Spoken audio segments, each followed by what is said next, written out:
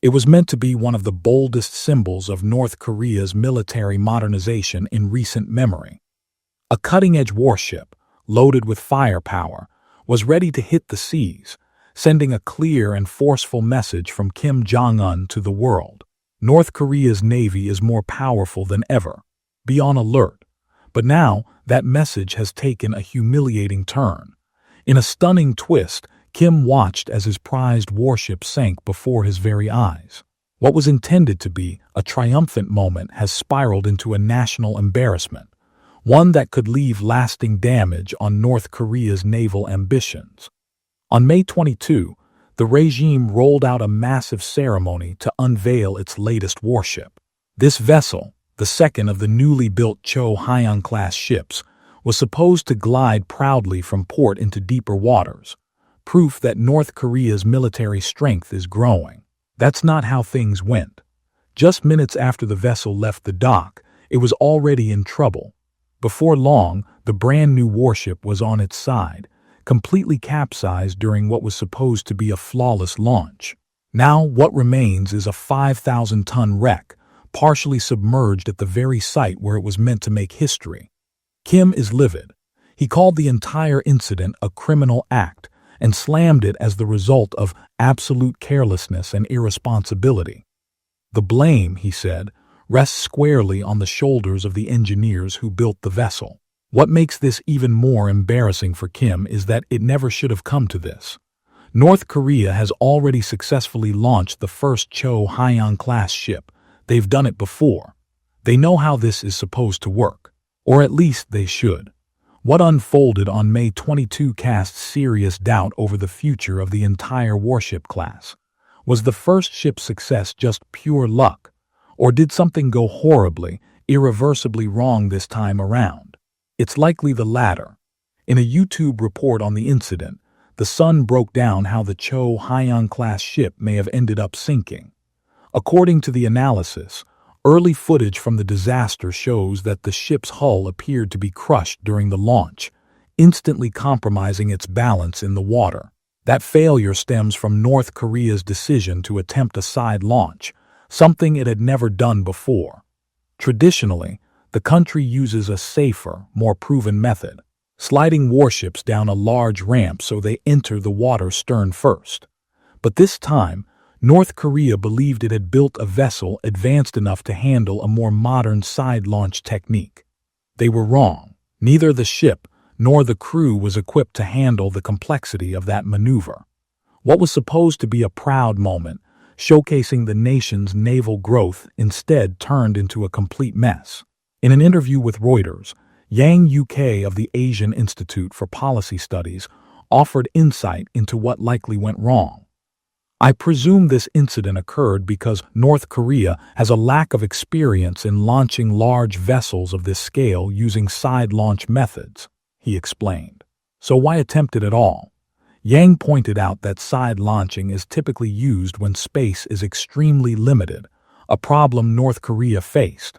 The warship was simply too large for traditional ramp-based launches. As warships become larger, Yang said, it becomes increasingly difficult to recover buoyancy using stern launching methods. That's why side launching is sometimes used. But there's a catch. Side launching is generally only used for small to medium-sized vessels. For ships as big as the Choe Hyon-class, most modern navies rely on safer alternatives, like floating the vessel out from a dry dock. And that dry dock issue, we'll come back to it. For now, what's clear is that North Korea either believed it fully understood what was needed or felt rushed and pressured to make it happen fast. The result was a colossal ship, forced into the water with a risky launch method that it simply wasn't designed for. Now, that warship sits sideways, an emblem of overconfidence and failure. As warships grow in size, it becomes harder to restore buoyancy using stern launch methods, Yang explained. That's why side launching is sometimes used. But there's a critical flaw in that approach when it comes to ships like the Choe Hyon-class. Side launching is generally reserved for small to medium-sized ships, Yang added. For larger vessels, most navies prefer much safer alternatives, like using a dry dock and gradually flooding it to float the ship out. That dry dock detail is important, and we'll return to it shortly. For now, the takeaway from Yang's analysis is clear. North Korea assumed it had the knowledge and capability to handle this type of launch. Either the regime was overly confident, or it was under immense pressure to get the ship operational fast. Either way, they rushed forward with a method that simply wasn't suitable. The result? A massive vessel that was essentially tipped over into the sea and now lies helplessly on its side. And things only get worse for Kim. Satellite images shared by the War Zone, TWZ, have revealed the full extent of the disaster. In a desperate attempt to conceal the wreck, North Korea has draped much of the damaged warship in a large blue tarp. But despite the effort to cover it up, the satellite photos still expose critical details of what likely went wrong. Details further analyzed by ID's lab experts Joseph Bermudez, Victor Cha, and Jennifer Jun. The bogies beneath the bow, the wheeled supports guiding the vessel as it slides sideways into the water, either slipped off the rails or got stuck. Their joint statement explains. This caused the stern to swing out into Ohang Harbor, while the bow stayed lodged on the slipway. In simpler terms, the entire launch mechanism failed. Something went wrong mid-process, triggering a misaligned, uneven launch that sent the ship crashing stern first into the water as its front remained jammed in place. The report also points to other possible factors that may have played a role. At this stage, the analysts say it's uncertain whether the crane and deck barges previously spotted at the launch site were connected to the failure, but they can't yet be ruled out. However, the report notes, if those barges were working on the side slideway rails and the work wasn't carried out with proper care and inspection, it might have been the root cause of the launch failure. The choice of shipyard may have also contributed to the disaster. As we mentioned in our earlier report, the analysts state, selecting Hamburg Shipyard for constructing the second Choe Hyon-class warship was unusual. This facility has only ever built cargo ships, fishing boats, and patrol vessels, never something of this scale. That raises serious concerns about its ability to handle such a project, both in terms of expertise and having suitable dock facilities. Hamburg Shipyard isn't the kind of dry dock typically suited for launching vessels the size of the Choe Hyon-class. Former South Korean Naval Admiral Kim Duk-kai, speaking to CNN, highlights why that matters. A dry dock, he explains, is a basin-like facility that can be filled with water, allowing a ship to float out instead of requiring a risky side launch. Dry docks are expensive infrastructure, Kim says, and North Korea likely doesn't have one. The absence of such a facility not only played a major role in the failed launch, but is now complicating recovery efforts. As the capsized vessel remains at risk of sinking, North Korea is racing to save it. When using a dry dock, repairs are straightforward after draining the water, Kim points out. But without that option, repairs could take months instead of weeks. This situation further underscores an already clear fact. While North Korea may be capable of building large warships, it lacks the proper infrastructure to launch or maintain them effectively. But they couldn't make it float. Perhaps the most embarrassing part is that the launch of this new warship was carried out with great fanfare, complete with a formal ceremony attended by none other than Kim Jong-un himself. Kim took the seat of honor at center stage as his naval commanders praised the moment as a historic step for the country. He wasn't alone, either. His daughter, Kim Joo-I, was by his side. The younger Kim remains an enigma to the international community. Her exact age is unclear, though estimates based on public appearances suggest she is between 10 and 13 years old. Some analysts believe her presence in the spotlight is a deliberate move to soften Kim Jong-un's image on the global stage. After all, it's harder to vilify a man frequently seen doting on his young daughter. However, others suggest her increasing visibility has a deeper purpose. Many now believe Kim Joo-i's repeated appearances at major state events may be part of a broader effort to groom her as a future leader of North Korea. setting the stage for a possible dynastic succession. In January 2024, Kim Joo-hee was seen walking beside North Korean leader Kim Jong-un at Pyongyang's international airport, with a massive intercontinental ballistic missile looming in the background. The Guardian speculated that this staged appearance was meant to introduce her as North Korea's potential next leader to the public. Her presence at the ill-fated Warship launch only adds to the speculation. It also deepens the embarrassment for Kim Jong-un. Despite her young age, North Korean media already refers to Kim Joo-hee as a great person of guidance, according to The Sun. That makes the May 22 disaster even more damaging, not just to Kim's personal pride, but to the carefully crafted image of national strength he tries to maintain. It's an image he wants his daughter to inherit. The failure risks undermining both their reputations.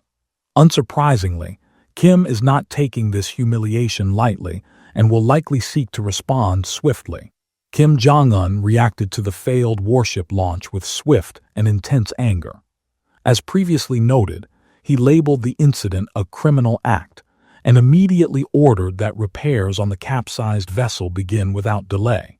Stressing that the issue was one of national pride, Kim insisted the ship be righted and presentable before the late June plenary session of the Workers' Party. Additional insight into Kim's reaction comes from North Korea's state-run KCNA news agency, which essentially speaks on his behalf. According to the agency, due to inexperienced command and operational negligence, the bogies under the ship failed to move in parallel, causing the stern launching sled to release first. This resulted in the vessel capsizing.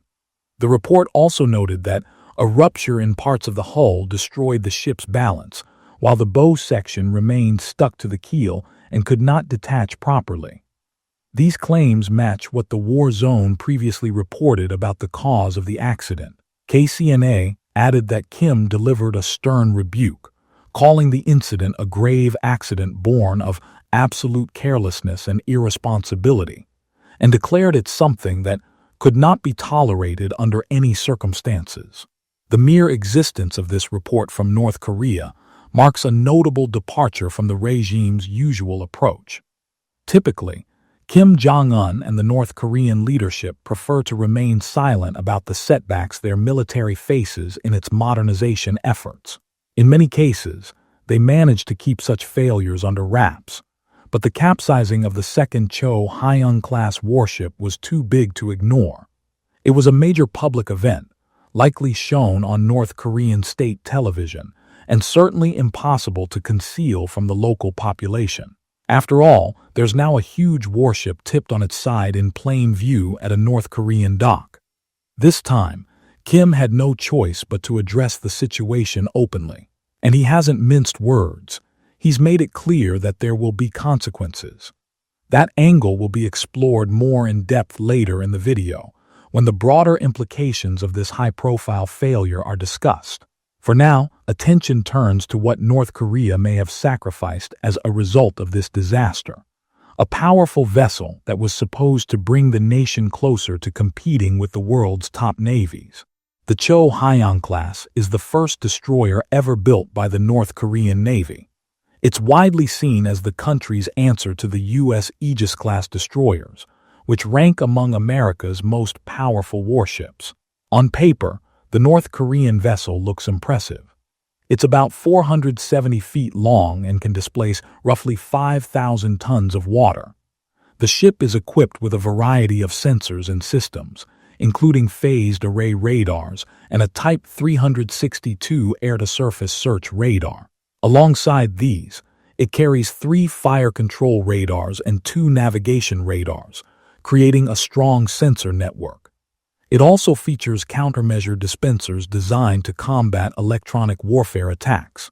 But what truly stands out, and makes this ship especially threatening, is the firepower North Korea claims it possesses.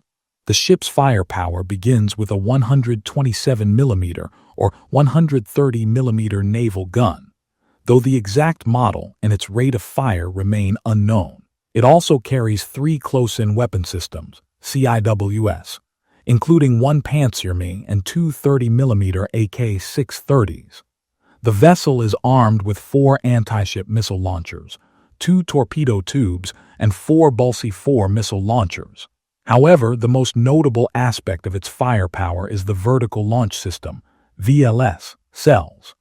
The Choe Hyon boasts 74 VLS cells, which the War Zone (TWZ) speculates could be used to launch air defense missiles and possibly a new North Korean supersonic cruise missile.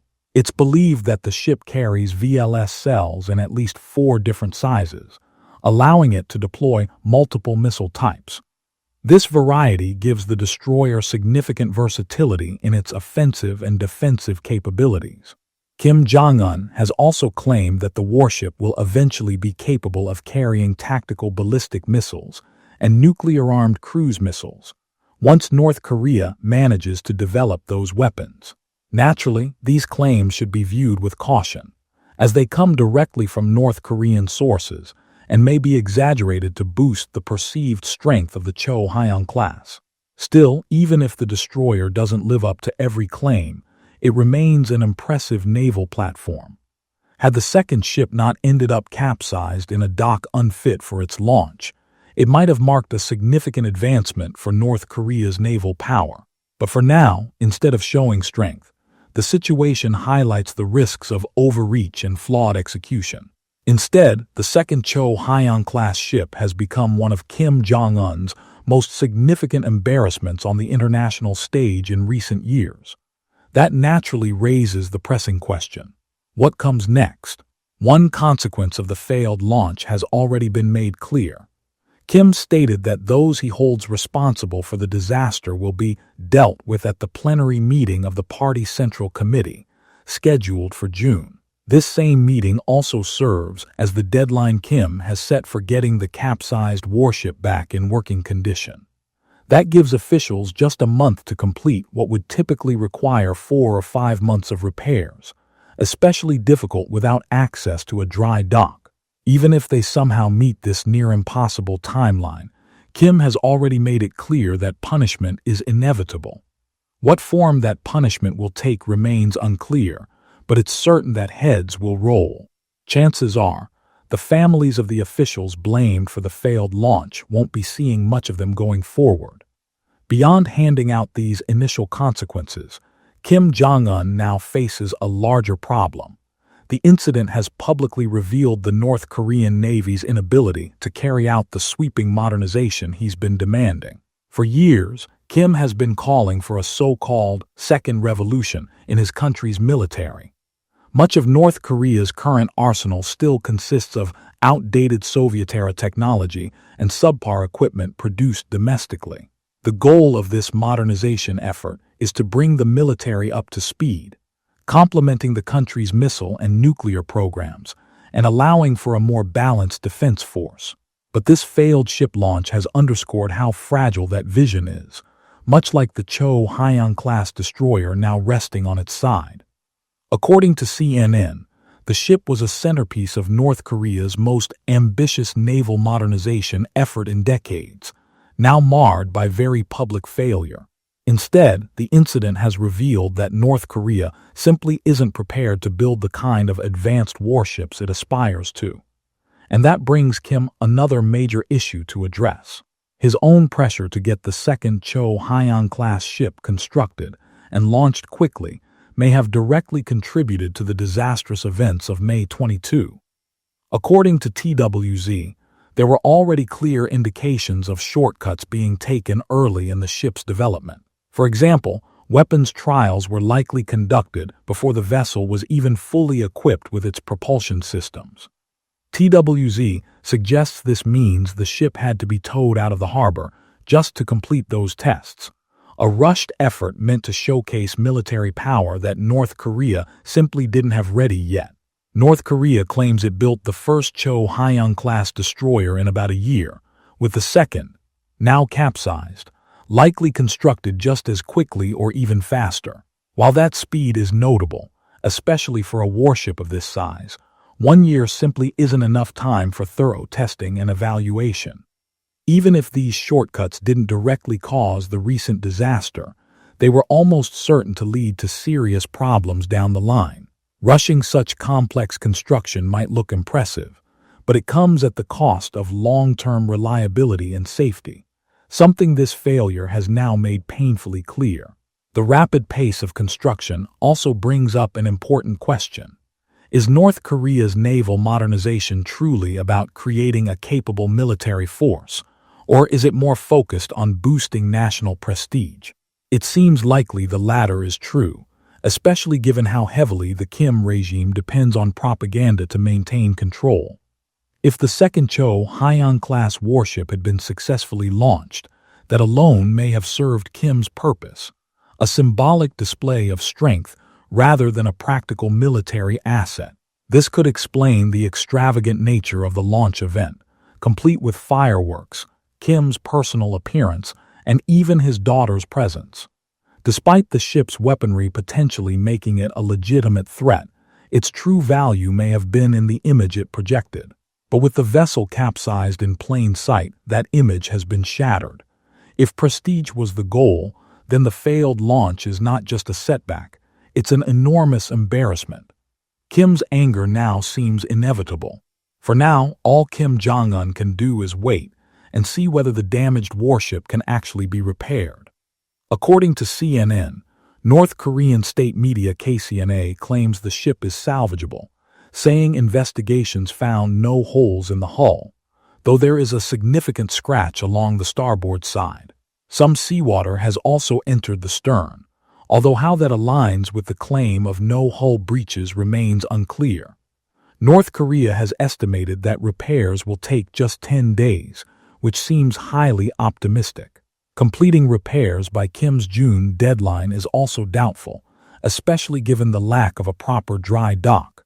What is clear, however, is that the ship won't be joining North Korea's naval fleet anytime soon. There's even a chance the vessel ends up being written off entirely, a complete loss of a major military asset. If that happens, it would mean hundreds of millions of dollars essentially sunk to the bottom of the harbor. What are your thoughts on the capsizing of North Korea's second Choe Hyon-class warship? Can Kim Jong-un recover from this setback?